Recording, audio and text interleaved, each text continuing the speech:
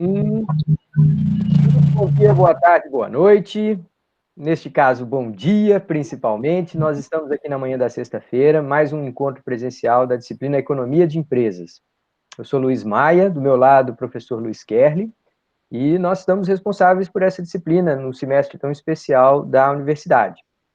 Essa semana, a gente tem discutido um aspecto que a gente considera também muito interessante. É difícil, né, fazer distinção, a gente sempre acha interessante, mas, em particular, nós estamos olhando para aquilo que o executivo, o presidente, o CEO, o diretor, superintendente, sei lá, o cabeça de uma organização desempenha.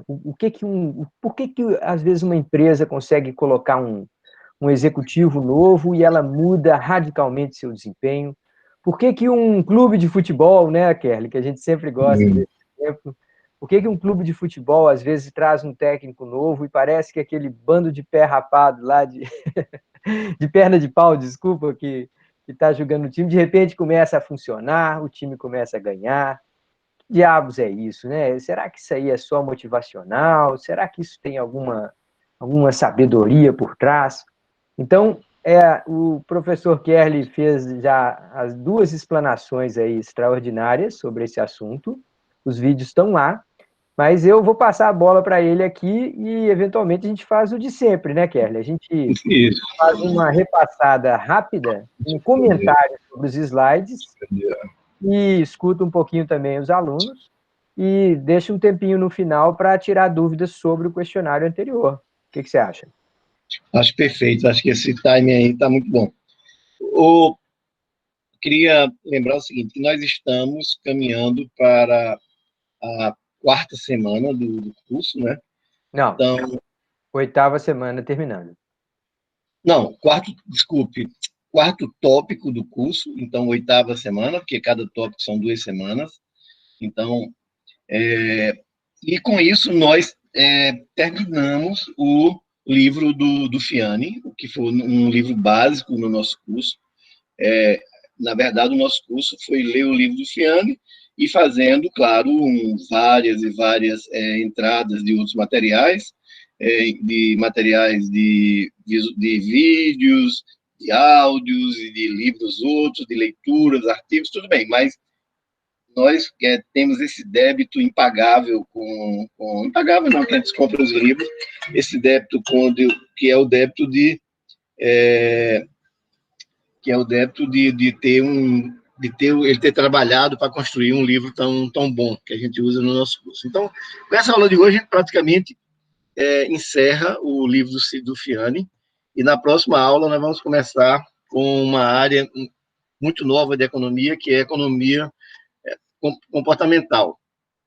Na verdade, mais 2 prêmios Nobel de economia, o de 17 ou 16, por aí, 2016, 17, muito recente, ou 2018 mesmo, que eu não estou lembrado, mas muitíssimo recente, e um em 2002 também, 2 prêmios Nobel para a mesma área da economia comportamental. Então, é essa área que será o nosso tema, é o nosso último tópico, mais 2 semanas.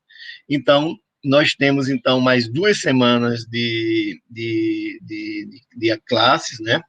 De vídeos, encontros síncronos, questionários e tudo mais, e mais a semana seguinte para fazer toda a finalização do curso. Discussões finais, notas, botar isso tudo no SIGA. Então, estamos caminhando para o último tópico, e hoje vamos encerrar o quarto tópico. Quer dizer, e vamos encerrar também, concomitantemente, o uso do livro do Fiani, ou pelo menos o uso do livro do Fiani como a nossa espinha dorsal do curso. Essa aula de hoje está particularmente baseada no Fiani. E a escolha de fazer assim uma base no Fiani é porque essa área de recursos e capacitações é uma literatura ainda que não é completamente unificada. Tem muitas opiniões que ainda não convergem. Então, todo mundo converge no ponto de que os recursos e capacitações são fundamentais, mas, por exemplo, não converge na nomenclatura, uma literatura chama de um jeito, outra chama de outro e tudo. Então, para evitar tudo isso, a gente centrou o nosso curso na parte final do capítulo final também do FIANE, que é a parte de capacitações dinâmicas. Então, se você vir o PowerPoint, os vídeos, e ler o livro do FIANE, um pode perfeitamente complementar ou até mesmo substituir o outro. Se você disser, não, já estou de saco cheio de tanto vídeo, de tanta... Vou ler o livro do FIANE. Faz bom negócio, faz bom negócio. Fundamentalmente, as ideias estão lá. Ok.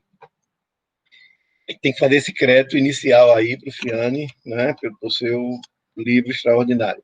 E depois, a outra base da aula é o Schumpeter. A gente sabe, Luiz já tem falado bastante sobre Schumpeter aí. Schumpeter tem um trabalho extraordinário sobre isso de inovação. Mas eu acho que tem um trabalho mais, assim, que eu acho que é muito mais, uma contribuição muito mais clara, que é nessa parte de empreendedorismo. Empreendedorismo, no sinal, não como se usa hoje somente criar empreendedorismo, não, empreendedorismo no sentido do agente, colocando dentro da nossa perspectiva, estou falando do agente. Vamos voltar para a questão do agente principal. Então, o papel do agente numa empresa. Então, quando Schumpeter fala do empreendedor, ele está falando do que a gente está chamando que a gente chama de agente naquela nossa teoria do agente principal. E eu quero pôr digamos, esse curso sob perspectiva. A gente está sempre olhando a empresa sob óticas diversas. Começou pela ótica neoclássica, a ótica da função de produção. Depois viemos para a ótica dos custos de transação, ampliamos a ideia de custo, né? Depois chegamos no problema do agente principal, e agora estamos ampliando, nessa aula de hoje, esse estudo do agente principal, que agora a gente quer estudar o agente como um elemento de inovação dentro da empresa, um elemento que constrói as capacitações dinâmicas da empresa. Então, veja, para nós, professores, para mim, para Luiz, isso é tudo muito integrado, muito integrado. Não há dúvida que isso é um curso de economia de empresa o mais legítimo, quer dizer, olhando para a empresa, sempre enfocando a empresa. E hoje, nós vamos olhar a empresa, a gente já tinha visto na semana passada como é que recursos diferenciados são capazes de gerar renda econômica, lembrando do conceito de renda econômica e a separação dele de renda econômica de lucro econômico. Renda econômica aparece por conta quando as empresas têm menor custo ou quando as empresas conseguem vender mais caro, né? Conseguem ter uma demanda que está disposta a pagar mais cara. Então, e o nosso papel hoje, depois de explicar como os recursos são capazes de gerar isso, qual é o papel do executivo. Será que o executivo também não tem um papel importante nessa parte da construção da capacitação dinâmica da empresa? Então, gosto muito de sempre estar usando essa metodologia de repetindo as ideias, os conceitos, para essa coisa e fixando. Capacitação dinâmica é essa capacidade que a empresa tem de criar e arrumar e ajustar a sua base de recursos, usar a sua base de recursos para enfrentar as mudanças no exterior da empresa, quer dizer. Então, isso é, as mudanças no mercado. E se lembrar, aí, velho, para mim, a base de recursos. A base de recursos é aquilo mesmo. Todos os recursos da empresa, recursos intangíveis, como marca, como prestígio, recursos tangíveis, como suas máquinas, equipamentos e tal, recursos no sentido quase ricardiano, e também os seus recursos humanos, e não esquecer, e as suas competências. Isso também faz parte da base de recursos da empresa. Competência, aqui definido como a capacidade da empresa de fazer eficientemente o que ela tem que fazer. Então, voltando só para a gente consolidando, a empresa pode ser muito eficiente e ter pouca é capacitação dinâmica.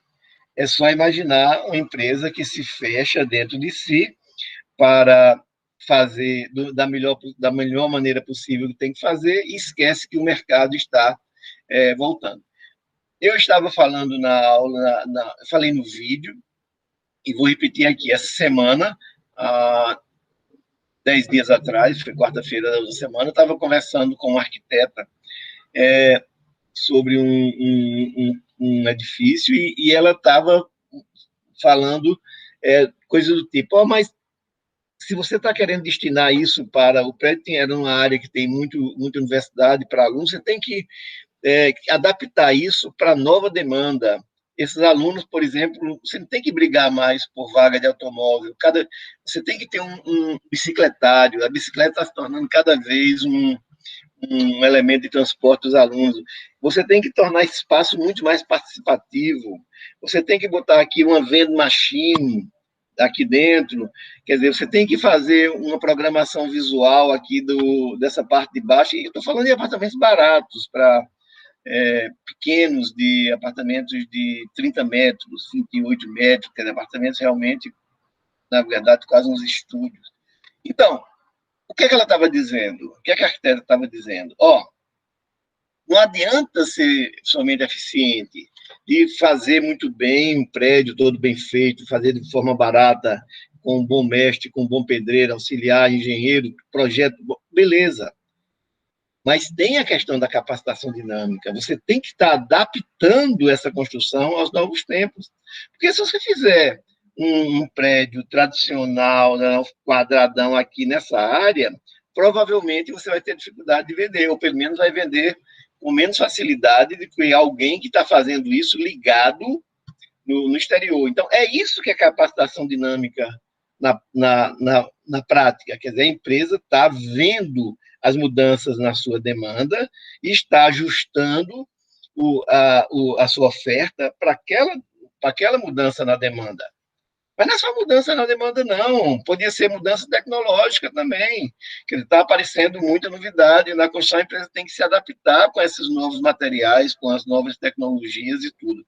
Então, capacitação dinâmica é essa capacidade que a empresa tem de estar se ajustando ou mesmo avançando, puxando a demanda, como é o caso de empresas como a Apple, tudo que às vezes gera, parece meio na lei de Say, que gera a sua própria demanda, puxando os consumidores em direção a ela. Beleza. Então, é isso também que deve ficar claro para os alunos. Quer dizer, o curso de economia de empresa, a gente espera e deseja ardentemente que, quando acabar esse curso, você olhe para a empresa de uma maneira diferente. Quando alguém falar com você, você falou, pô, isso é problema de relação agente principal, isso aqui é problema de custo de transação. Porque aquela empresa comprou aquela, fez assim, você pode olhar para ela e dizer, bom, acho que ele está querendo evitar custo de transação, está indo para uma estrutura empresa, porque os custos de transação são muito altos nesse mercado e tal. Então, é para isso que a gente dá esse curso. É na ideia de que nada mais prático do que uma boa teoria. Digamos, nesse curso é como se você estivesse pegando várias ferramentas, digamos, a teoria da empresa como uma função de produção, como custo de transação, como a relação agente principal e agora recursos, capacitações, são como foi, instrumentos para você poder, com isso, uma caixa de ferramenta, onde você possa utilizar para compreender a empresa. É isso que uma boa teoria tem que ser. E essa teoria de hoje é especialmente dedicada aos alunos de administração. Por isso que a gente fez isso separado. Podia ter posto no mesmo vídeo. Fica um vídeo muito grande, mas, de todo modo, vocês vão ver que tem 2 vídeos e tem um específico para essa parte do papel do executivo, né? Do papel do executivo em gerar a capacitação dinâmica da empresa. Então, nesse caso, o papel de Schumpeter é extraordinário, porque eu não posso afirmar isso com certeza, todo mundo não me considero um especialista que possa dizer isso assim, mas eu não conheço ninguém que antes de Schumpeter tivesse se interessado claramente pelo papel do empreendedor, o empreendedor visto como o agente, o executivo, não é empreendedor. Eu sou empreendedor, vou botar uma barraca. Isso é empreendedor também, isso é empresariar. Mas eu estou falando mais claramente daquele empreendedor que não é o dono do capital, onde ele não é o capitalista. Quer dizer, um executivo é esse tipo de empreendedor, ele toca uma ideia, toca um projeto, ele consegue, ou às vezes consegue financiamento, quer dizer, isso é claramente o empreendedor. Então, essa É o aula de Steve hoje... Jobs, né? É o Steve Jobs, E, é o Elon Musk da Tesla, são isso. essas figuras que a gente está falando, porque eles, nesses casos, eles se fundem como proprietários, como agente. Mas a visão do Schumpeter é justamente essa visão sociológica, de falar assim, que diabos é esse cara que é revolucionário, que empurra a fronteira, né? Eu acho que Que esse não que é o... tem nem capital, que não é nem dono do capital, quer dizer, está aí puxando. A gente já olhou muito para esse camarada na relação agente principal. Mas Schumpeter tem um artigo extraordinário que eu mostrei lá, mas vou mostrar para você de novo, que eu acho que, para mim, o artigo que me mostrou com mais clareza o papel do empreendedor, do agente, esse aqui, não sei se vocês veem, Economic Theory and Entrepreneurial History. Esse livro aqui. Claro, deve haver isso em português ou em espanhol, é um artigo muito famoso. Então, ele fala, inclusive, uma coisa muito, muito clara para nós economistas. Se você vai nos clássicos, em Smith, Ricardo, Marx e tudo, é como se a economia fosse algo que independesse de pessoas. É como se tivesse mecanismos que fossem mais ou menos automáticos. E Schumpeter fala, não, tem um cara nesse meio aí, tem um cara que está puxando esse negócio. E esse cara, ele não existe nem sequer uma palavra em inglês para isso. A palavra inglesa para isso, Luiz corrigindo o meu sotaque paraibano, é entrepreneur. Quer dizer, não existe nem esse som em inglês, né? Mas é a palavra inglesa. Né? Entrepreneur, quer dizer, um nome claramente de sonhos franceses. Luiz fala francês também, sabe que isso é uma forma francesa de falar. Entrepreneur é um nome bem, bem ruim para ser dito em inglês. Então, porque nem sequer essa figura estava claramente vista na literatura, digamos, econômica, e foi Schumpeter que encravou ele aí, ó, tem um cara aqui que muitas vezes ele pode ser o capitalista, mas eu não estou falando dele enquanto capitalista, não, estou falando dele como puxador, o puxador do negócio. Então, a aula de hoje é sobre esse papel. Isso já está feito no vídeo, O que a gente está fazendo aqui é somente uma revisão e para dar oportunidade de alguém perguntar, de alguém falar, mas é isso, quer dizer, mostrando que ele tem papéis fundamentais. O papel dele, por exemplo, no livro do Fiani, ele usa o Tisse como base, que é outro autor que focou nesse papel do entrepreneur, do executivo, do cara do empreendedor. Ele separa em três funções. A função do cara que detecta, tem que detectar os problemas, então é importante, porque mesmo a gente tendo insistido naquela parte das rotinas, as empresas têm rotinas de detecção. As empresas estão ligadas nas alterações de demanda. Tem o departamento de marketing vive disso, de se ligar na demanda. Os departamentos de produção estão ligados em tecnologia, o pessoal está vendo o catálogo, estão vendo as ideias, estão discutindo, estão ligados nisso. E tem rotinas onde essas coisas são avaliadas, comparadas e tudo mais.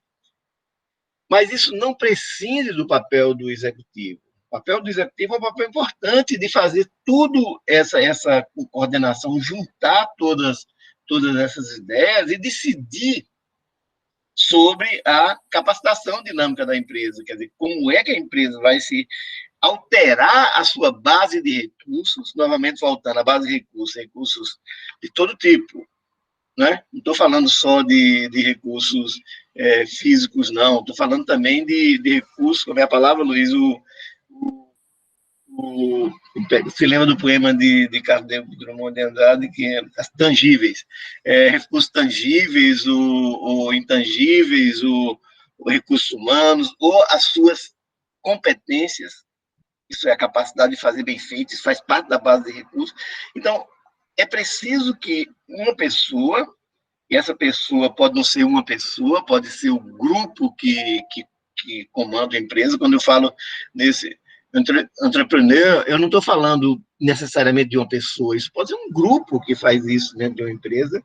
Então, esse grupo empreendedor, esse núcleo empreendedor dentro da empresa. Então, esse pessoal precisa juntar tudo isso para fazer esse ajuste. E como é que ele faz fazer esse ajuste? Mensurar. Precisa mensurar, dizer quanto custa, quanto rende. Tem que fazer todas essas contas, como se financia, qual é a rentabilidade, como é o fluxo de caixa esperado. Quer dizer, tem que mensurar tudo isso. Então, é outro papel importantíssimo do executivo. Afora aquele que a gente já viu na aula passada, que é que existe uma resistência muito grande à mudança. A gente está resistindo à mudança de um tempo estruturado, de presença em todas as atividades, a gente está resistindo, todos nós resistindo, embora crie vantagens para a gente e desvantagens, mas mudança cria resistência. Um papel importante do executivo é vencer essas resistências. Então, principalmente quando essas mudanças afetam o plano de negócio da empresa, e plano de negócio de empresas vitoriosas, não é fácil, meu amigo. Você está num time, o time jogando, sendo campeão, e chega o cara e fala, agora a gente vai mudar toda, e entra, o cara acaba um contrato e chegou o técnico, e agora a gente vai mudar tudo aqui. O cara não quer mudar coisa nenhuma, meu amigo. Esse negócio aqui funciona muito bem. Muda você, muda o técnico. E tem essa luta toda. Então, é um papel fundamental desse entrepreneur de jogar-se contra essas reações e alisando essas reações e aplanando e acalmando e impondo essas modificações de modo a tornar a empresa atualizada em relação às demandas externas. Então, tudo isso é papel importante. E são papéis realmente muito, muito importantes que um executivo tem que realizar, né, para que a empresa, digamos, continue ativa na sua capacitação, nas suas capacitações dinâmicas. Claro, e o trabalho de enfrentar, não é só detectar, não, tem que enfrentar a concorrência, tem que enfrentar as ameaças, quer dizer, que é a etapa final disso aí, enfrentar, acompanhar, mensurar, quer dizer, então, esse papel aí, que tem base claramente em Schumpeter, e se você ler esse artigo, encontrar quem lê inglês, quem achar uma versão em português, que eu acho que deve existir uma versão em português, a gente vai botar no WhatsApp o nome exato do artigo e tal, para vocês, ou mesmo a gente pode procurar, nós podemos procurar. Vocês são melhores achadores do que nós, mas põe lá o nome do artigo, vê se encontra e dá uma lida para ver como é esse papel realmente do empreendedor, e deve-se a Schumpeter, foi ele que disse, é esse cara que está fortemente ligado à inovação. Grande parte da inovação depende da ação desse cara. E como o Luiz falou na aula passada, ele se achava até um pouco desalentado com o capitalismo, porque ele achava que as empresas iam ficando cada vez mais complexas, a empresa ia ficando cada vez mais burocratizadas, não no sentido de burocracia, estou falando no sentido de empresas agigantadas, né, onde o processo decisório vai ficando muito mais complicado. Então, hierarquizadas, né? hierarquizadas, efetivamente sistematizadas. eu só queria dizer que eu não estava falando de burocracia no sentido weberiano, não, no sentido de Weber, falando de empresas que vão se agigantando, vão ficando cada vez mais hierarquizadas, mais complicadas. Então, e é preciso, e Schumpeter dizia, esse negócio vai acabar com a inovação ficando muito difícil nas empresas. E isso não é mentira, não. As grandes empresas tendem a ser muito mais conservadoras, elas têm muito mais a perder. E é por isso que é preciso haver rupturas, como houve rupturas a ruptura que houve dentro da indústria de computação não surgiu dentro da indústria de computação, foi uma ruptura externa. A grande ruptura na fabricação de automóveis também não foi da indústria. E olha que tinha muitas indústrias. Foi um maluco, um sul-africano genial, que falou: esse negócio é outro caminho e tal. Quer dizer, e tanto a indústria de computação como a indústria automobilística vão chegando e se adaptando digamos, a rupturas que aconteceram fora delas. Ok, como elas são competentes, extremamente competentes, que elas sabem fazer muito bem o que fazem, elas se adaptam daquilo. Quem é que duvida que a GM vai fazer grandes carros elétricos? Ninguém duvida disso, eu não duvido, eu não aposto que a GM vai ficar fora dessa briga. Nem vai ficar Hyundai, nem vai ficar essas coreanas high-tech, não vão ficar. Mas não foram elas que fizeram a ruptura, como não foi a IBM, né? Nem foi a Boros que fez ruptura. Quem fez a ruptura foram grupos fora. Por quê? Porque dentro das empresas, principalmente das empresas vitoriosas, há aquele sentimento de que time que está ganhando não se mexe. E nesse não se mexe, aparece um gênio, um maluco, um aloprado de fora, um sujeito fora do padrão e cria, né, novos mundos, e que essas empresas agora ficam um pouco correndo atrás. Então, o papel do executivo, separe o executivo do dono do capital, como separou o agente principal. Separa. É claro que essa separação não precisa ser muito nítida, né, porque o agente, muitas vezes, é pago com ações da empresa, então, de alguma forma, ele é dono. Às vezes, ele pode ser como o Steve Jobs, ou como o sul-africano, que Luiz sabe de qual o nome, que eu devia saber, mas que eu nunca sei. Elon Musk. Musk, pronto. Elon Musk. E tudo muito bem, mas quem está interessado é no papel dele, não como dono do capital, e sim no papel como executivo, como entrepreneur, como executivo, quer dizer, o cara que está tocando a máquina. Então, essa aula que está gravada, o segundo vídeo referente a esse assunto, é focado nesse tema do executivo, e é dedicado especialmente a vocês de administração. Quer dizer, foi por conta de que a gente tem uma turma específica de administração que nós separamos esse tópico, né?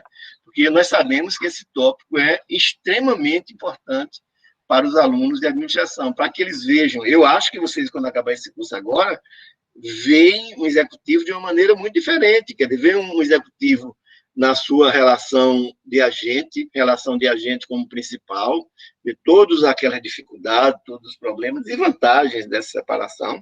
E agora a gente está vendo esse agente também como um agente da mudança, um agente da inovação.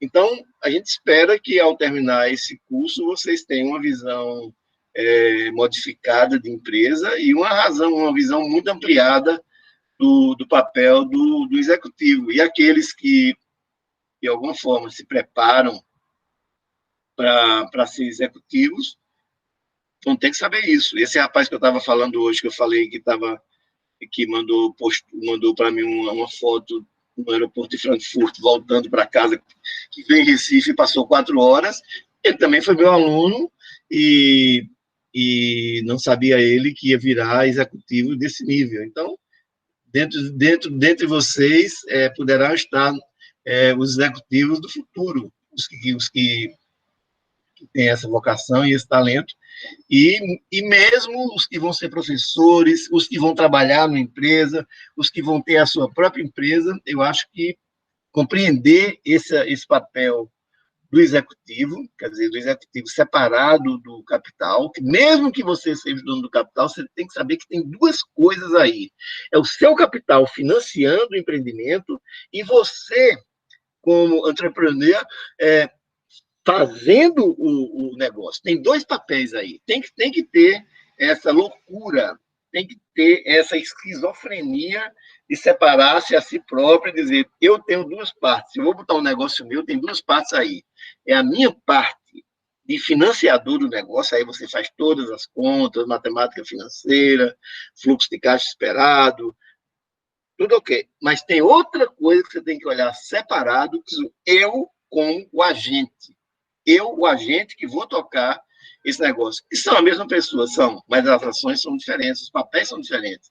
E se você olhar, você pode dizer, eu estou muito bem como capital, eu juntei, eu negociei, eu obtive os financiamentos, consegui boas taxas de juros, mas eu vou mal como entrepreneur, que eu não estou conseguindo liderar a equipe, não estou conseguindo tocar, eu não estou conseguindo competência, ou eu não estou conseguindo capacitação dinâmica. Quer dizer, nós queremos, eu, Luiz Maia, queremos que vocês olhem a si próprios e olhem ao mundo sob as teorias que a gente está fazendo delivery nesse curso não presencial. Beleza, então, em resumo, é isso que está lá na aula. Eu acho que é um resumo, claro, tem que olhar a aula tem os detalhes, está tudo escrito lá no PowerPoint, tem o livro do Fiane que você pode olhar, e você vai ver, eu estou certo que os alunos, especialmente vocês de administração, vão se dar muito bem nesse questionário relativo aos executivos. Eu, pelo meu gosto, continuaria falando, mas todo mundo sabe, é fato notório que eu detesto tomar aula e adoro dar aula, então é uma contradição que eu nunca vou resolver. Então, eu poderia continuar falando, mas eu acho que já são 9 horas, né? A gente tem que realizar as outras etapas da aula, inclusive a discussão do questionário, e, antes do questionário, abrir para algumas considerações. Eu acho que quando os alunos falam, as coisas ganham outra dimensão, que ganham uma dimensão muito mais prática, muito mais objetiva, muito mais pé no chão. Então, acho que é muito importante que os alunos falem. Então, eu espero ouvir, né, Luiz? Deixa eu resgatar aqui. Enquanto você estava fazendo a explanação, Kerry, nós tivemos aqui algumas contribuições. Então, o Elidomar comentou que a epidemia abriu caminhos que não tínhamos noção antes. E aí ele ainda fez a expressão, Schumpeter neles. Sim. Aí, mais adiante, a Alice comentou assim, podemos comparar empresas com capacitações dinâmicas como uma empresa que tem uma visão de sistemas abertos? Aí eu concordei com ela, falei, certamente, a gente precisa ter a visão sistêmica, lembrando que não se trata de um sistema limitado de dinâmicas previsíveis. Daí o cara ser uma pessoa realmente tão extraordinária, né? Deixa eu ver, o que mais? Depois teve, assim, Humberto falou assim, a inovação radical, a disruptiva. Pois é, se você fizer uma pesquisa no Google sobre o Schumpeter, talvez a primeira informação que apareça seja sobre a tal da inovação radical, da criação destrutiva ou inovação destruidora, esse oxímoro que é a contradição na própria expressão. Mas, na verdade, o Schumpeter ele é uma referência muito mais profunda. Não se trata apenas de ter cunhado um termo sobre o papel disruptivo da inovação. Ele fez uma análise, inclusive, que tem caracteres de sociologia. Eu tenho um presente aqui, Kerly, para mostrar para você e para todos os nossos colegas, enquanto eles estão aí pensando na pergunta, que eu gostei muito de você ter feito essa provocação para a gente poder ouvi-los um pouco mais, mas eu quero mostrar 2 presentes que eu tenho aqui para vocês. Ó. Primeiro, é uma... Já que a gente está falando que entre os nossos alunos podem estar grandes executivos no futuro, e a gente firmemente acredita nisso, olha só uma obra que eu acho que vale a pena vocês saberem que existe, tá? Coloca aí na lista para um dia ler. Um livro de 1884, escrito por um camarada chamado Samuel Smiles. Smiles, da mesma forma que redige a expressão sorriso em inglês, tá? Samuel Smiles. Chama-se Homens de Invenção e Indústria. Aí olha só o que alguém escreveu sobre essa obra, tá? Existem Escreveu homens... agora ou na época? Tem ideia? Não, escreveu na época, Tá. tá? Até o inglês que ele coloca aqui é um inglês meio arcaico. Eu vou fazer a tradução simultânea aqui, mas talvez possa sair de pé quebrado. Então, vamos lá. Existem homens ignorantes de letras, sem artes, sem eloquência, que, no entanto, tiveram a sabedoria de desenhar e de encorajar o desempenho para os quais lhes faltava linguagem para explicar. Tais homens trabalharam, desenvolveram suas nações e as suas próprias grandiosidades. Os seus corações são os seus livros. Os eventos são os seus tutores. As suas grandes ações são a sua eloquência. Que tal? E aí você tem aqui o inventor do cronômetro marinho, o inventor da indústria da seda na Inglaterra, o inventor da máquina a vapor, claro, Frederick Coning, inventor da impressora, o inventor da indústria de navios na Irlanda, e assim vai. Então, é a história dos grandes inventores e dos seus negócios, né? A gente sabe que esse tipo de biografia tem lá um pouco de romantismo, mas, de toda forma, eu acho que é uma referência extraordinária. A segunda é esse camarada que vocês estão vendo aí na tela, um rapazinho chamado Soichiro Honda. Pois bem, olha essa frase que maravilha, Kerly. Quando o Congresso passa por novos padrões de emissão, ou aprova novos padrões de emissão, nós contratamos mais 50 engenheiros e a GM contrata mais 50 advogados. Que extraordinário, hein? E o interessante é pensar assim, que nos 2 casos dá certo, viu, gente? A GM continua sendo uma grande empresa, é uma estratégia. É claro que a gente tem maior admiração pela engenhosidade, pela capacidade inventiva da Honda, pelo seu modelo de negócio revolucionário. Mas a gente também sabe que os executivos da GM, seja contratando advogados, seja contratando engenheiros, também continua sendo uma das empresas de maior sucesso na história. Das mais E aí? antigas já hoje, né? Pois é. Deixa eu ver se nós temos aqui algum comentário. A Ana Clara está ali fazendo uma ligação rapidinha, a gente está vendo. Cadê, pessoal? No chat. Eu acho que o pessoal está meio tímido hoje, viu, Kelly? A gente viu aí algumas provocações no início.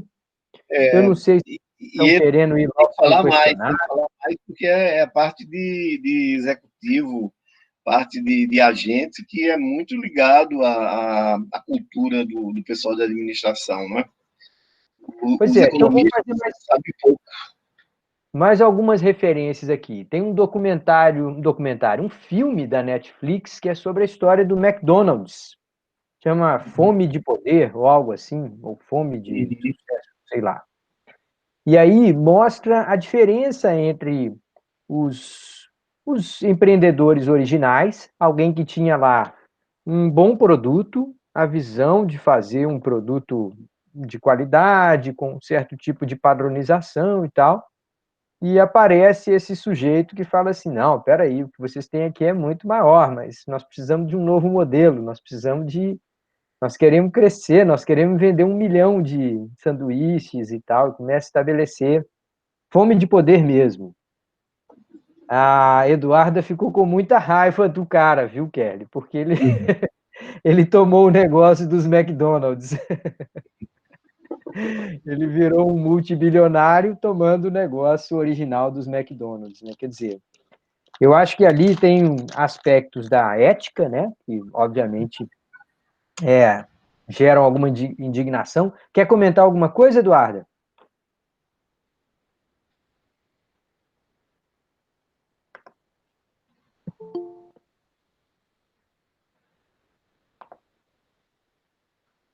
E ainda fez um na frente dos deles, que faliu. Não, agora eu não entendi, não.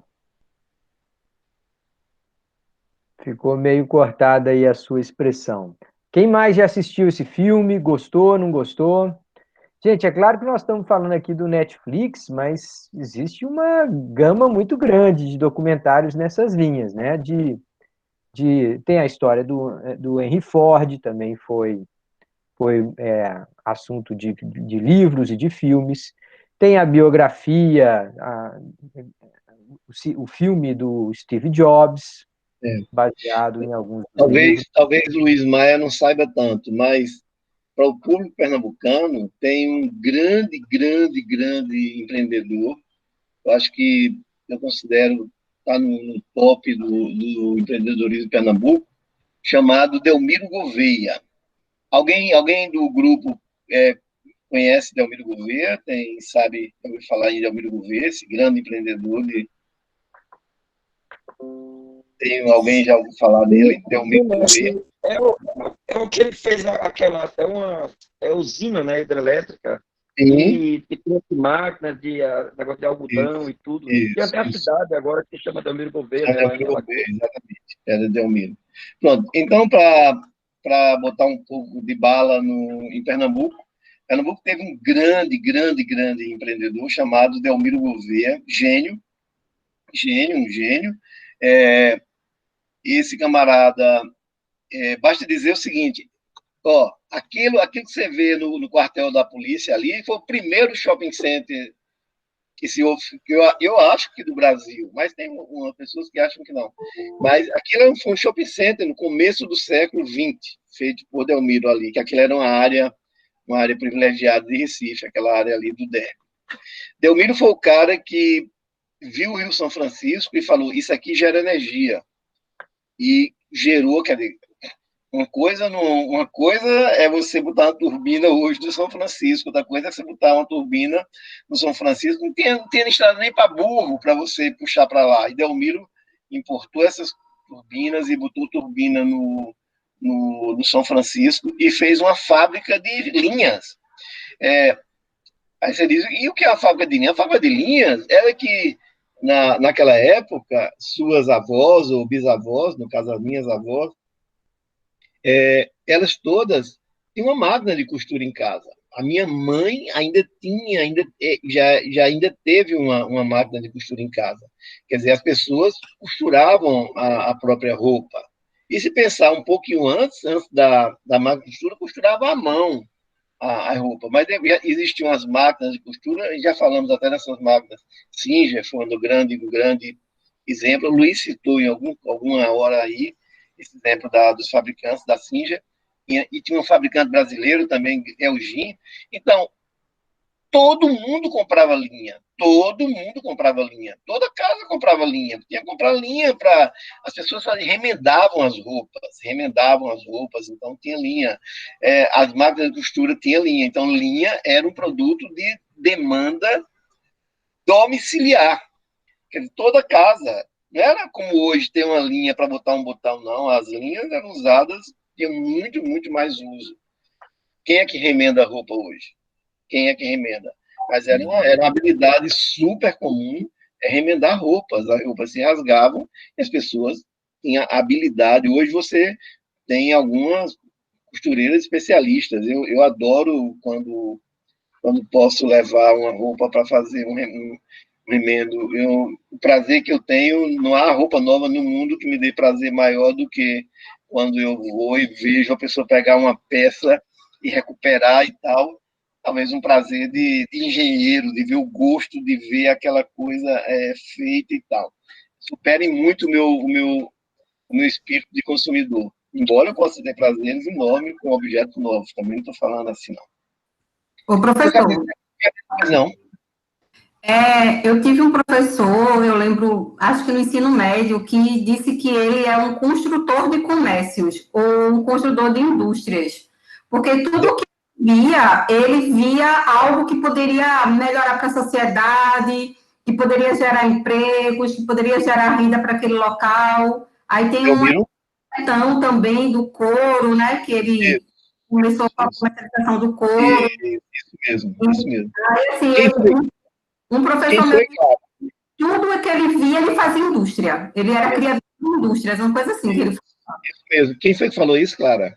Um professor no ensino médio. Estava muito certo no que ele disse. O Delmiro tinha exatamente industriar, quer dizer, o sentido de fazer, de transformar aquilo em produto. Delmiro começou realmente a vida dele vendendo e comprando couro, que foi uma atividade que deu muito dinheiro.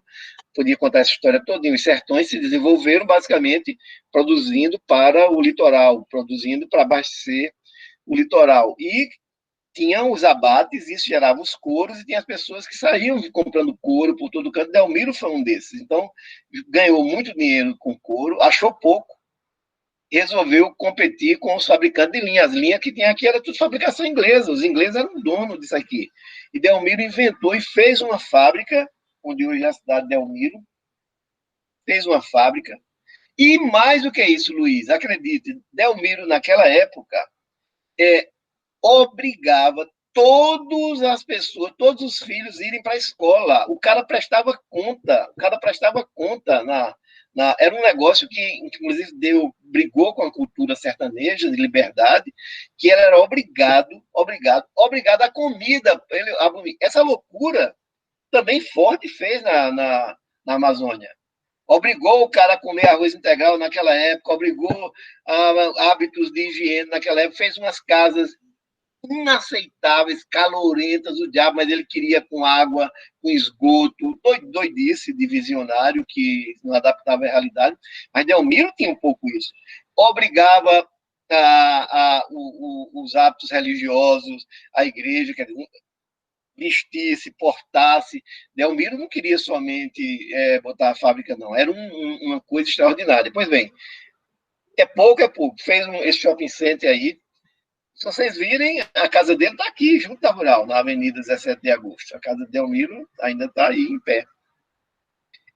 Fez isso aí. Basta dizer que Delmiro foi quem treinou João Santos. João Santos, do grande grupo da Cimenteira de Pernambuco, foi secretário de Delmiro. Além de fazer isso, ainda deixou João Santos, que fez um império que os filhos, que a família agora destruiu, mas deixou um império, viveu 103 anos, o João Santos. Delmiro não, viveu pouco, porque era namorador demais, se envolvia com as mulheres de todo mundo, um homem muito brigão. Esse conselheiro Rosa Silva, que tem aí a rua Conselheiro Rosa Silva, que era um conselheiro importante do Império, ele simplesmente deu uma surra de bengala dele na Rua do Ouvidor, no Rio de Janeiro, que era o centro, digamos, da sociedade rica do Rio de Janeiro, e ele encontrou o conselheiro e não teve dúvida, meteu a bengala no conselheiro e tal. E acabou sendo assassinado, ainda jovem, acabou sendo assassinado, e, claro, há 103 anos atrás, no dia 10 de outubro, amanhã completa 103 anos. Pois é, aí Delmiro foi assassinado e muitos dizem, não sou eu que digo, não concordo, que foi a indústria inglesa que matou Delmiro, quem matou Delmiro foi um desafeto, aquele se metendo com a mulher dele e de muitos outros, e o fato é que destruíram a indústria dele, mas a primeira usina está lá ainda, está lá no Rio. A primeira usina geradora de energia foi Delmiro, que teve. Então, no interior de Alagoas, você tinha uma cidade com energia elétrica, com escola, com indicação de saúde, de igreja. E Delmiro não fez somente uma fábrica, fez uma cidade, queria fazer uma civilização nova dentro do sertão. E tem um fato, é claro, tudo isso a gente precisa descontar da história, que Delmiro, a primeira vez quando viu que ele queria sair do couro, ele foi para os Estados Unidos para dizer, eu vou vender o couro lá. Ele viu que o negócio era... Sim, mas tem que falar inglês. Ele falou, não tem problema. Botou um professor de inglês dentro do navio, estou dentro do navio, uma viagem muito grande, estou dentro do navio, e, segundo a lenda, fez toda a negociação dele em inglês, o inglês aprendido nessa viagem. Desconte um pouco do romantismo de todas as biografias, mas o fato era que era um homem extremamente usado. Então, tem todo o cabimento. Nessa aula, a gente está falando de Delmiro, que era um alagoano, mas que tinha Pernambuco como um grande... Esse era o centro do Brasil, morava aí junto da Rural, na avenida... Não é na 17 de agosto, não, nesse outro trecho aqui de Apipucos, nessa avenida, já não chama mais 17 de agosto. Só uma pequena correção. Ele nasceu no Ceará. E aí veio bem cedo para cá. A mãe, ele ficou órfão de pai, a mãe veio para Recife e se casou por aqui com um advogado. Eu estava dizendo isso, porque recentemente eu disse que Flório Bartolomeu era cearense, o cara me lembrou que ele era da Bahia. Aí não quis falar cearense de novo, mas isso. Está tudo certo. Complicado. Não, na verdade, era um grande sertanejo, um sertanejo extraordinário, que fez o centro da vida em Pernambuco e botou a fábrica na Bahia, ou em Alagoas, e num curso de economia de empresa que está falando do papel do executivo, Delmiro é um extraordinário exemplo dessa pessoa, do empreendedor, que realmente puxou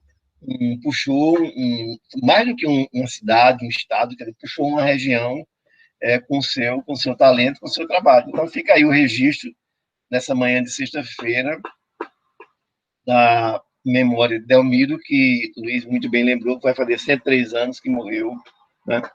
E que as marcas dele ainda estão próximas. Quando passar ali no Derby, se lembra, pô, isso aí foi um shopping center que esse cara criou. Foi sim. Passar aqui na 17 de agosto, vai na eu já fui, vai a Casa Delmiro Gouveia, em Recife, você vai ver que está aí ainda na avenida. Eu mostrei a foto aqui do Mercado Modelo, na época da construção, você viu ou não? Não, vi não, estava falando, nem vi. Não sei. Tá, então deixa eu mostrar aqui de novo, peraí. Compartilhar. Muito bonita, eu me lembro muito bonita do Derby naquela época. Apareceu a tela aí? Apareceu. Peraí, então deixa eu voltar aqui. Eita, aqui, tá certo. A foto dele aqui, Delmiro Gouveia. Aí tem a história toda. Aqui tem o Mercado Modelo do Derby, 1899. É brincadeira, não é, Luiz? O cara, numa época dessa, fazer uma coisa estrondosa dessa. Tem outra foto boa aqui, ó. A Fábrica Estrela, em Penedo, Alagoas, 1914. Tapa de linhas já, né? Que mais? Essas duas grandes fotos que tem aqui nesse e-biografia. Não tem nada da hidrelétrica, né? Uma foto da hidrelétrica. Ah, não, de Paulo Afonso não tem, não. Eu já fui lá olhar. Uhum. Pois é. Deixa eu saber se tem algum comentário, alguma dúvida agora, senão a gente pode passar e dar uma olhadinha em 2 ou 3 questões do questionário. Deixa eu ver. Olha, a avenida principal do Camaragibe tem o nome dele, leva o nome dele. Bem levado. E tem um filme também, né? Não, mas aí é Belmiro Correia, né, não? Não, Delmiro Gouveia. Não. Não. Eu estou dizendo, Delmiro Gouveia, o filme. Tem um filme sobre Delmiro Gouveia. E o Elon Mar está dando o link. Pois é, não, mas a avenida de Camaragibe chama Belmiro Correia. Correia. Belmiro Correia. Sim, tá bom. Isso aí sim. Não, é isso mesmo. Vou fazer as correções. Belmiro Corrêa. Certo. E a gente está falando de Delmiro Gouveia. Parece. Muito, muito, muito. Todos os dois, o nome e o sobrenome, todos os dois muito parecidos. Deixa eu ver, então. Kelly, a gente passa a olhar o questionário ou você quer dar uma olhadinha em algum slide específico lá da segunda metade? Pode passar aqueles 5 slidezinhos do executivo, a gente já falou de quase tudo. Acho que seria bom ir logo direto no questionário, ver se os alunos têm dúvida, né? Porque isso aí é o mais prioritário, né? Já são 9h20. Tá bom, então vamos ver aqui. Uhum. A gente está falando, obviamente, o questionário da semana 7. E ainda está disponível para respostas. Está aberto até o dia 12, que nós submetemos com algum atraso, né? Só estou querendo me lembrar aqui, quem pode ver isso é o ator que fez Delmiro Gouveia. Fez um bom Delmiro Gouveia nesse filme. Eu vi esse filme. Estou querendo me... Rubens de Falco, mestre. Rubens de Falco, pronto, com o bigodão lá, Rubens de Falco, que inclusive tinha o físico, que fez mas Escravizaura. né? Que fez Escravizaura. Que tinha um físico um pouco parecido com o físico de Delmiro. Funcionou muito bem. Foi isso mesmo. Rubens de Falco, isso mesmo. Beleza. Eu estou compartilhando aí, vocês estão vendo alguma coisa, não? Nada. Não, Quer né? ver? Vendo você. Tá. Então vamos ver aqui. Deixa eu ver o que eu... Ah, sim, eu tenho que apresentar aqui. A tela inteira. Compartilhar. Pronto, então vamos lá. Nós temos aqui, por enquanto, só 13 respostas. E a coisa está bem dividida. Vamos pegar o quê? Chuta uma questão aí, já que eles não perguntaram, Kelly. Fala um número aí de 1 a 20. Tem perguntas desse para a gente falar? Deixa aí o Do 7º. Qual dúvida que você tem? Deixa eu abrir aqui. Kelly, fica de olho, por favor, aí para mim no chat, porque tem gente que não está conseguindo com áudio. Ok. Aí eu estou aqui.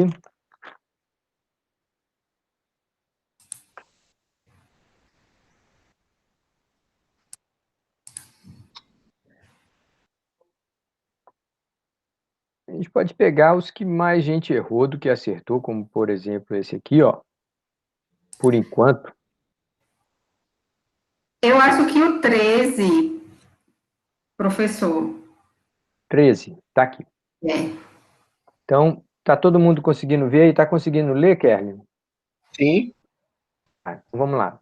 Rendas schumpeterianas são geradas pela utilização de recursos de qualidade superior e estão comumente associadas à disponibilidade de recursos naturais mais produtivos ou localização privilegiada. Essa afirmativa é falsa, né, gente? Se você trocar o termo schumpeterianas ali para ricardianas, ela estaria perfeitamente correta. Então, a gente aqui mudou o nome para mostrar a distinção dessas duas coisas. Quando a gente fala de renda ricardiana, é sempre bom, Ricardo, a gente pensar, é um negócio mais antigo, 2 séculos atrás e tal, e a gente pensar, né, o quanto que era importante o patrimônio terra, terras melhores, terras superiores e tal, e como que aquilo ali era uma fonte de renda extraordinária, uma renda econômica. Luiz, Schumpeter faz nesse artigo um comentário muito importante. Ele diz, Ricardo abriu um flanco para entender o papel do empreendedor, porque, dado o sistema inglês de terras, os proprietários da terra não eram os exploradores da terra. Então, era aí que cabia, que via claramente que tinha um cara, dono do capital, e o outro que empreendia. Então, os caras eram rendeiros da terra. Então, é daí que vem a ideia que as terras melhores geravam mais lucro para os rendeiros e tal. Então, associar Ricardo sempre a essa ideia de terras melhores e tal. Então, portanto, a recursos, né? Recursos naturais, recursos mais, não só naturais, recursos menos dinâmicos. Schumpeter está ligado sempre a coisas dinâmicas, a capacitações. Inovação. Isso. É muito engraçado quando a gente sabe que é falsa ou acredita que é falsa, né? Para criar os argumentos, assim, poxa, como é que é falso isso, né? O que é que... Isso. E aí eu pensei em colocar assim, eu não li nada sobre recursos naturais, sabe? Então, assim, o que colocar disso sendo que é falso? É um critério. A gente está colocando essa opção, né, de a pessoa explicar, sem valer ponto, mas ela explicar por que é falsa. E aqui a gente está vendo algumas das respostas. Várias pessoas identificaram. Essa descrição aí é do conceito de rendas ricardianas. Mas teve gente que foi fazer o outro papel, falar o que é schumpeterianas, né? Então falou, as rendas schumpeterianas estão associadas à introdução de inovações sob a ótica econômica. Parabéns para quem escreveu isso. Uhum. Além de saber o que é ricardiano, sabe o que é schumpeteriano. Pois é. Então, é bom, a gente sabe, pessoal, é até bom comentar isso aqui, quando a gente coloca essa questão opcional, né, que a pessoa justifique a falsa, é justamente a gente passando um pouco da responsabilidade, do protagonismo da aprendizagem para vocês. Porque, em tese, isso não vai afetar a sua nota.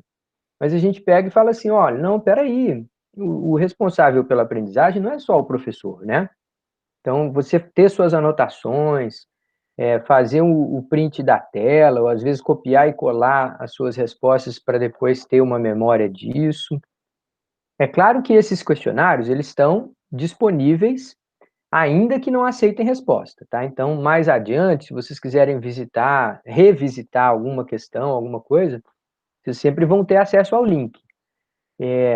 Do sexto em diante é que eu acho que não está mais, acho que do quinto em diante é que eu acho que ainda não está mais, que já não está mais aceitando respostas, mas eles estão disponíveis também, todos eles, tá? Em diante não, do quinto para trás. Do quinto para trás, isso, perdão. Vamos lá, mais alguma questão pontual do questionário?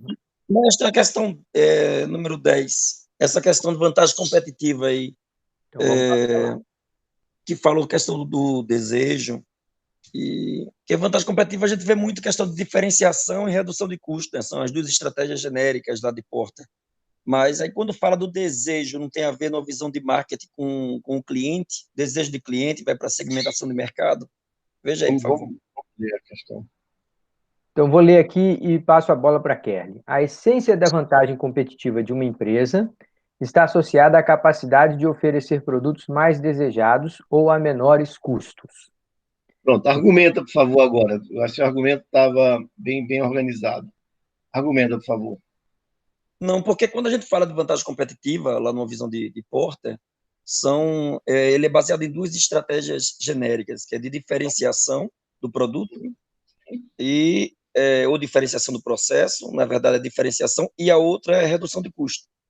Quando a gente fala de que os produtos são desejados, aí tem uma visão de marketing, aí depende do segmento do mercado. Que há produtos que são desejados por um grupo e por outro não, mas nem por isso eles são diferenciáveis do mercado. Veja, eu acho que as visões aí são, eu enxergo como completamente iguais. O que você está falando é o mesmo que está falando aí. Só tem duas maneiras de você ter vantagem competitiva. Então, o que ele está dizendo aqui é a mesma coisa que Porter está dizendo. Ou você diferencia seu produto para vendê-lo mais caro, ou você produz mais barato.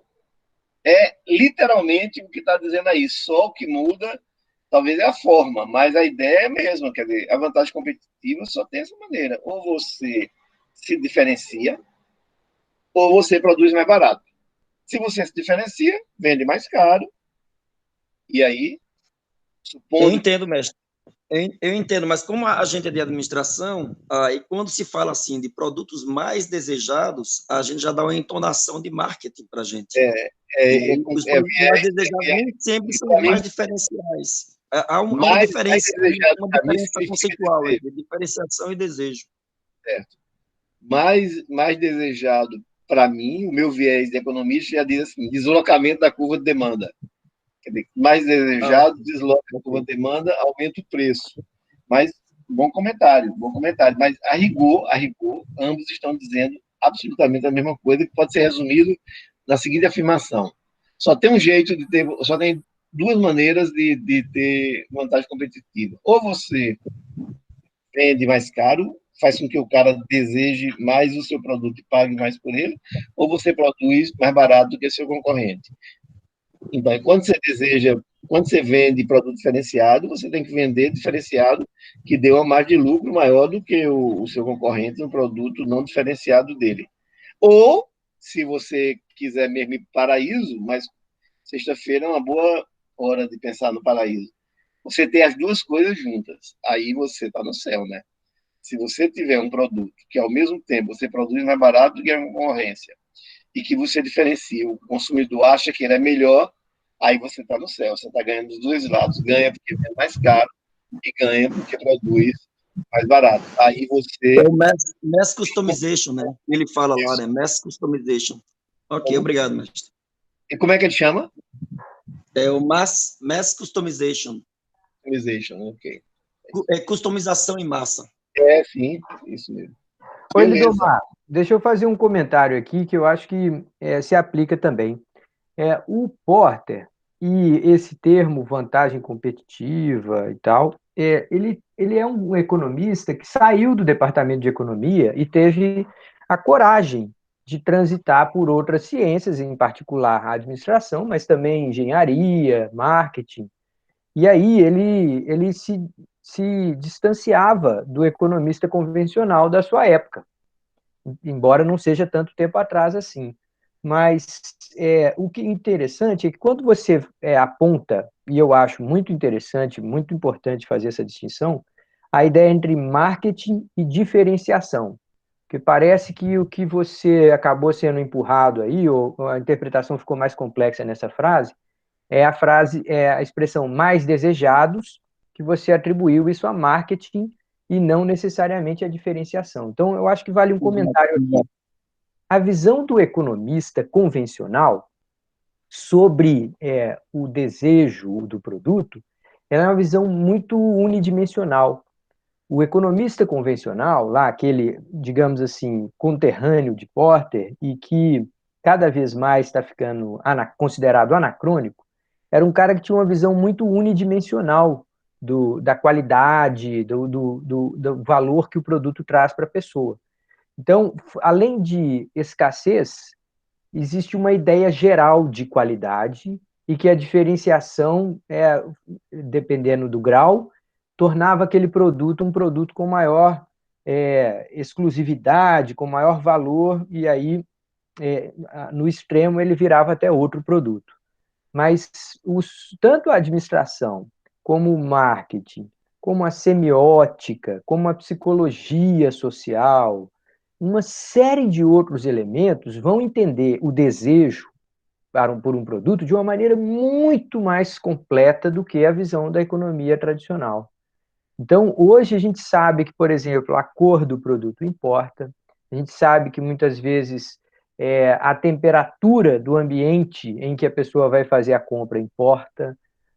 Existe um estudo muito mais profundo, que é multidisciplinar, sobre o desejo, sobre o que leva um consumidor a valorizar e adquirir certos produtos. Então, o economista tradicional, o livro de microeconomia, digamos assim, o manual básico do economista, ainda carrega um pouco disso. Ainda carrega uma ideia muito simplista do desejo e da decisão de consumo. Daqui a pouquinho, no nosso quinto e último tópico, a gente vai falar sobre economia comportamental. E a gente vai ver como que a decisão de consumo hoje é muito mais conhecida, estudada sobre ângulos completamente diferentes, inclusive do ponto de vista psicológico, algumas vezes até neurológico, estudando até o funcionamento do cérebro. Existe já um campo chamado neuroeconomia, quer dizer, como que o cérebro, né, enquanto máquina, biologia e química, como que o cérebro está inclinado a atuar e agir diante de determinadas condições. Não é nem só a mente, né? A ideia da construção mental, dos conceitos e tal, mas a própria mecânica, entre aspas, físico-química do cérebro e a tomada de decisões. Então, assim, quando a gente conversa com um economista convencional, diferenciação parece ser uma coisa trivial. É assim, não diferenciou. O que significa? Quer dizer que ele é relativamente mais escasso e ele é um produto, sei lá, mais desejado, até um ponto de chegar a ser considerado um outro produto. E aí com outro preço, com outra... Mas tanto a administração quanto outras ciências completam e estão sendo incorporadas crescentemente ao arcabouço do economista. Não, é perfeito, porque realmente a gente coloca... deixa eu falar um pouquinho do meu trabalho, que o mestre depois eu vou perguntar mais, vou incomodar mais vocês sobre um trabalho que eu estou fazendo, que estou no finalzinho, eu dei uma tese de doutorado, e que é justamente isso. Eu estou analisando os comentários do TripAdvisor e estou com 70 mil comentários. E os destinos mais visitados não são aqueles que têm a maior diferenciação, mas são aqueles mais desejados, que as pessoas mais comentaram sobre eles. Isso é o que está levando, por exemplo, como eu estou analisando mídia social, é o que está levando, por exemplo, o advento aí do Instagram, em detrimento do próprio Facebook e outras linhas, do TikTok e tal.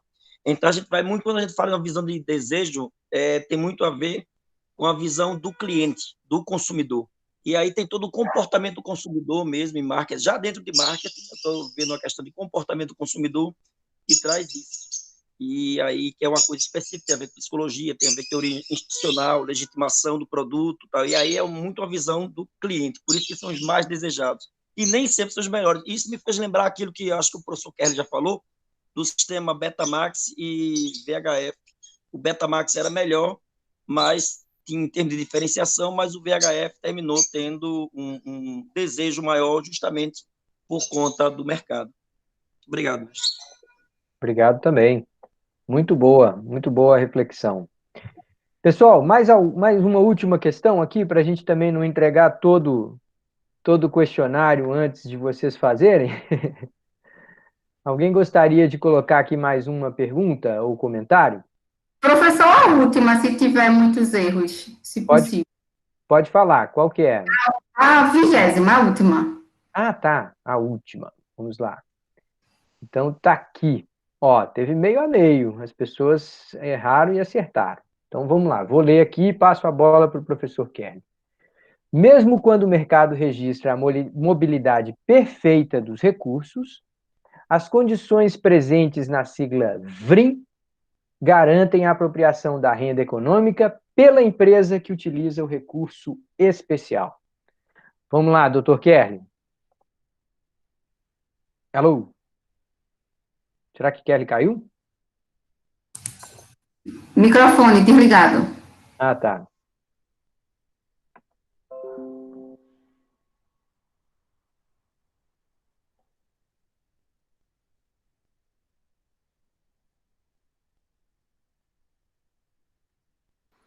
Luiz, está me ouvindo? Agora sim. Vamos lá.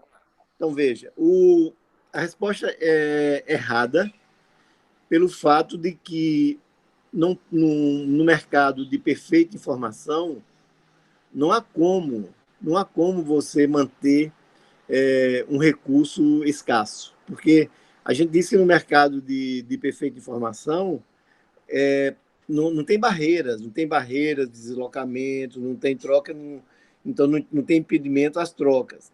Então, está claro que você precisa daquelas siglas do VRIM, você precisa que seja raro, você precisa que seja escasso, você precisa tudo. Mas se você tiver informação perfeita, isso acaba anulando essas vantagens. Por exemplo, separação entre posse e capital e, digamos, empreendedorismo.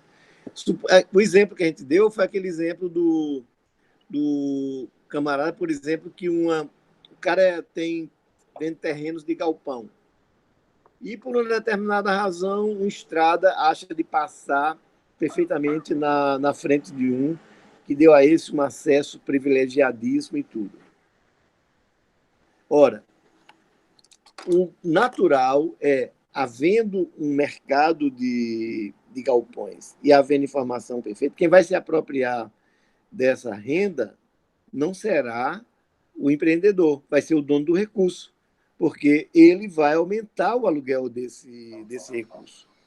Ele vai cobrar um aluguel mais caro, até o ponto de que, digamos, o cara ganha 20 a mais com aquela localização. Pode ficar tranquilo, ele vai subir no aluguel dele até esses 20 a mais no aluguel, de modo que quem aluga um galpão A ou galpão B acabam todos com a mesma taxa de lucro. Então, mesmo existindo aquela característica, o recurso é raro, não pode ser substituído tudo, mas se tem um mercado com a informação perfeita, o recurso como usando a palavra, o recurso vai se esvaindo, né? O recurso vai havendo uma dissipação da renda por conta do aumento da concorrência. Vai ter gente dizendo, eu pago 10 a mais no aluguel, eu pago 11 a mais, 15 a mais, até que alguém vai dizer, eu pago 20 a mais. Quando ele paga 20 a mais, aí ninguém vai pagar mais do que isso. Tá bom, nesse caso eu quero um terreno que é para pagar mais do que 20. O terreno está me dando 20 de renda extra, aí não. Aí eu prefiro alugar o outro galpão. Então, a resposta é claramente não. Se você tem o mercado com a informação perfeita, não, mesmo existindo as condições VRIM, a apropriação se dará pelo proprietário do recurso e não pelo empreendedor que está usando o recurso. Eu queria completar, Kerli, assim, eu acho que essa questão, ela pode ter sido desafiadora aí para os alunos, porque ela tem 3 partes. Primeiro, ela fala sobre o conceito de mobilidade perfeita de recursos. Então, a gente precisa entender bem o que é isso. O segundo, ele fala sobre as condições VRIM, e a gente também precisa entender isso. E a última é quem fica com o ganho, quem fica com a renda econômica, né? Então, a mobilidade perfeita dos recursos, na sua explicação aí, você usou a expressão informação perfeita. Então, as coisas são semelhantes, mas não são exatamente a mesma coisa, né? Mas, enfim, a mobilidade perfeita de recursos, eu acho que é interessante você ter colocado justamente a expressão, a existência de um mercado. Você colocou muito bem. A palavra mobilidade perfeita é a palavra certa no lugar de informação perfeita, concordo. Mas aí a ideia de que o mercado é aquela ideia de que várias pessoas estão disputando o galpão a que você está falando, né? Então, o que acontece? O dono do galpão vai ficar fazendo um leilão. Vai falar assim, ó, tem dezenas de pessoas, meu amigo, você não gostou não? Peraí, vai embora, porque a cada 2 minutos alguém me liga tentando alugar meu galpão. Então, nesse caso, ele tem a chance de ficar especulando, esperando. Quanto galpão fechado você não tem na cidade do Recife, gente? Aliás, eu vou abrir um parêntese aqui, já vou dar meu palpite, que eu acho um absurdo na nossa cidade que a gente não tenha um IPTU punitivo para a área desocupada. Porque não acredito um centro da cidade daquele tão vazio.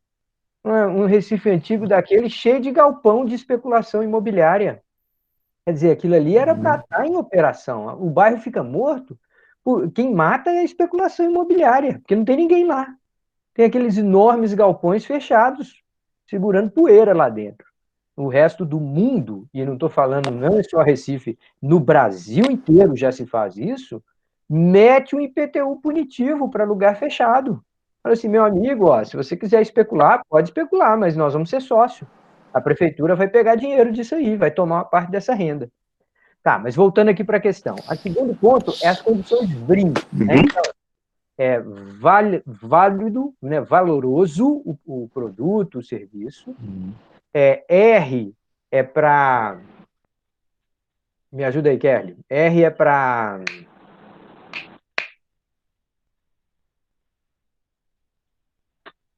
I é para... Valuable, que é para ter valor. O V é para valoroso, valuable, de valor.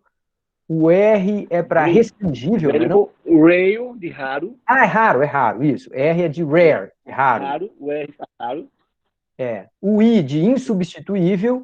E o N de ilimitável e o N de não substituível. É raro, escasso.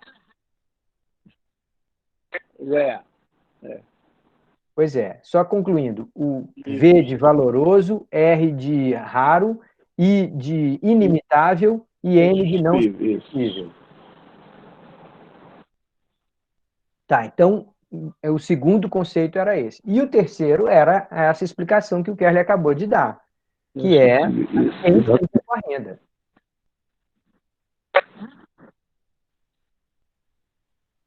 Eu não sei se quem fez a pergunta se considerou satisfeita com a explicação. Uma pergunta de... cara, essas perguntas de sim ou não.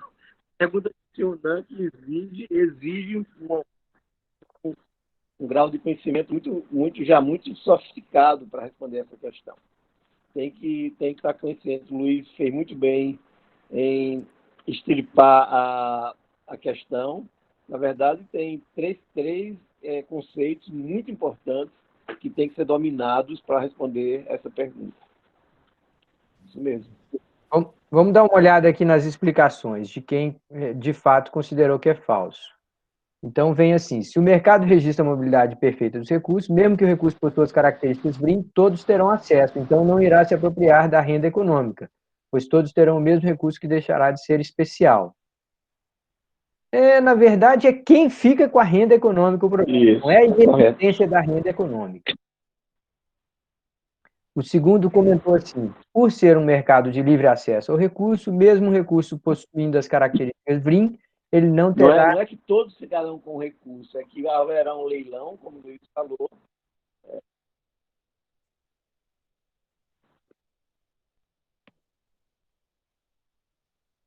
Kerley? Não gerará renda. Isso. Tá, e a última pessoa falou assim, nesse caso, quem se apropriará da renda econômica gerada é o proprietário do recurso. Perfeito, tá? Essa é a explicação, digamos assim, mais diretamente precisa. Beleza, bela resposta. Tá ok. Então, vamos lá, nós já estamos chegando aqui a 9h47. Queríamos abrir para comentários adicionais. Teve alguém que pediu a questão... Tem que dar 10 minutos fora off. Não, mas teve alguém que pediu a questão 6. Vocês não viram, sobre a questão 6, que eu fiquei com a dúvida. É rápido, é só em questão de ser raro que eu fiquei na dúvida. Tá bom, eu vou voltar lá. Tá certo, obrigada. Então, vamos lá, questão 6. Questão 6. Para a apropriação da renda econômica pela empresa, o recurso tem que ser valioso, raro, inimitável, insubstituível e de fácil obtenção, não importando o comportamento do mercado deste bem. Então, o que há de errado nessa frase, gente? Gente, como é que uma coisa pode ser inimitável, insubstituível e de fácil obtenção? Rara, inimitável, insubstituível e de fácil obtenção. É a antítese, o problema aí é a antítese. Não pode, uma coisa que é rara, que é inimitável, que é substituível, é de fácil obtenção. Então, aqui é uma contradição na frase. É antítese, exatamente. Tá. Esclareceu, Eduarda? Tá certo, obrigada. Só porque eu fiquei pensando, mas e se for? E se for? Meu Deus do céu. E se eu botar errado? Obrigada. Pois é, a vantagem desse questionário é que ele tem 20 questões, né? Então, se você errar uma ou outra besteirinha assim, não afeta tanto sua nota. Verdade. Lembrando, gente, que o questionário 6 e 7 ainda estão abertos, mas a gente vai publicar o 8º. Então, gente, acorda para Jesus aí. A gente está dando chance de tranquilidade para as pessoas responderem com calma, mas se deixar acumular, depois não dá conta. Né? Vai trabalhar no 8º. Pois é. Você mudou do computador para o celular, foi, Kerley? Kerly? Tá com um lag. Tá com um lag enorme. Mas tá bom, dá igual, Luiz. Dá igual. Funcionado. A gente ouvindo tá... você bem, Luiz. Você está ouvindo com 15 segundos de atraso, mas tudo bem.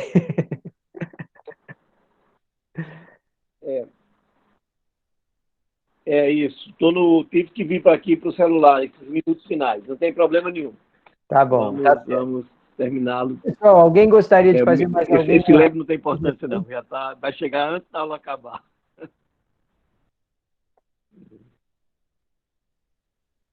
Eu acho que vamos encerrar, então, a gravação e vamos passar para aqueles minutinhos finais em que a gente permanece por aqui para ouvir mais livremente algum comentário, tá bom? Muito obrigado a quem está assistindo este vídeo posteriormente e não abandone os questionários, tá? Senão depois acumula e fica complicado. Um abraço a todos, bom final de semana, bom descanso.